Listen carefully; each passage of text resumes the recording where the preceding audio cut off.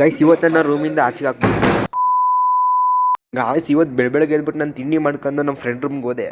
ನೋಡಿ ಅವರು ತಿಂಡಿ ಎಲ್ಲ ವೇಸ್ಟ್ ಮಾಡ್ತಾರೆ. ಅಲ್ಲ ಅನ್ನ ಇಲ್ದರೆ ಸಾಯ್ತಿರ್ತಾರೆ. ಇಲ್ಲಿ ಅನ್ನ ತಂದ್ಬಿಟ್ಟು ವೇಸ್ಟ್ ಮಾಡ್ತಾವ್ರೆ. ಅಲ್ಲ ದೋಸೆ ತಂದ್ಬಿಟ್ಟು ಇಲ್ಲಿ ಎಷ್ಟು ದೋಸೆ ವೇಸ್ಟ್ ಮಾಡೋರು. ಇಷ್ಟು ದೋಸೆಲಿ ಎಷ್ಟು ಜೀವ ಉಳಿತಿದ್ದು ಅಲ್ಲ. ಇವ್ರ ರೂಮಲ್ಲಿ ಈ ಥರ ವೇಸ್ಟ್ ಮಾಡ್ತಾವ್ರೆ. ಇವನೇ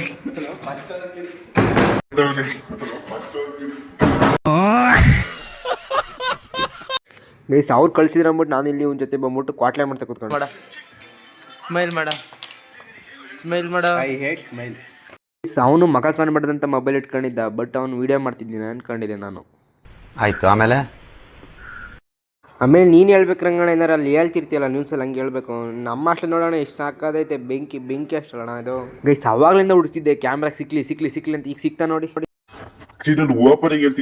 ಗಂಡಸೇ ಅಲ್ಲ ಅಣ್ಣ. ನಿಮ್ಮ ಪರ್ಸ್ನಲ್ ಮ್ಯಾಟ್ರಲ್ಲ ಅಣ್ಣ, ನಾನು ನಿಮ್ಮ ಪರ್ಸ್ನಲಾಗಿ ಇಟ್ಕೊಳ್ಳೋಣ. ಇಲ್ಲೆಲ್ಲ ಹೇಳಕ್ಕೆ ಬರಬೇಡ ಅಣ್ಣ ಹೋಗೋಣ. ಸರಿ ಹೋಗೋಣ.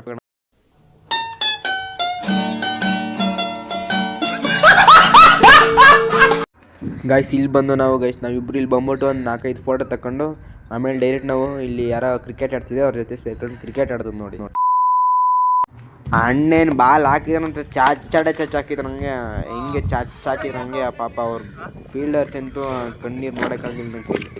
ಹೇಳೋದು ಅಷ್ಟು ನೋವು ಕೊಟ್ಬಿಟ್ರು, ನಾನು ಅಷ್ಟು ಹಿಂಡ್ಬಿಟ್ರು. ನಾನು ಎಷ್ಟು ಹಿಂಡ್ಬೇಕೋ ಅಷ್ಟು ಹಿಂಡ್ಬಿಟ್ರು ನನ್ನ ಅಣ್ಣ. ಒಬ್ಬನೇ ನಿಂತ್ಕೊಂಡು ಫುಲ್ ಮ್ಯಾಚ್ ಒಳ್ಳೆ ಸ್ಕೋರ್ ಮಾಡ್ತಾರೆ ಅಂದ್ಕೊಂಡೆ, ಆದ್ರೆ ಅಣ್ಣ ಔಟ್ ಆಗ್ಬಿಟ್ರಲ್ಲ.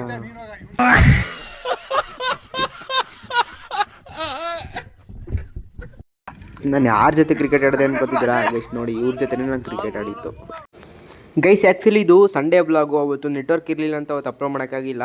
ಅದಕ್ಕೋಸ್ಕರ ಇವತ್ತು ಅಪ್ಲೋಡ್ ಮಾಡ್ತಿದ್ದೀನಿ ಗೈಸ್. ನಮ್ಮಂಥ ಬಡವ್ರ ಮಕ್ಕಳನ್ನ ಬೆಳೆಸಿ ಗೈಸ್.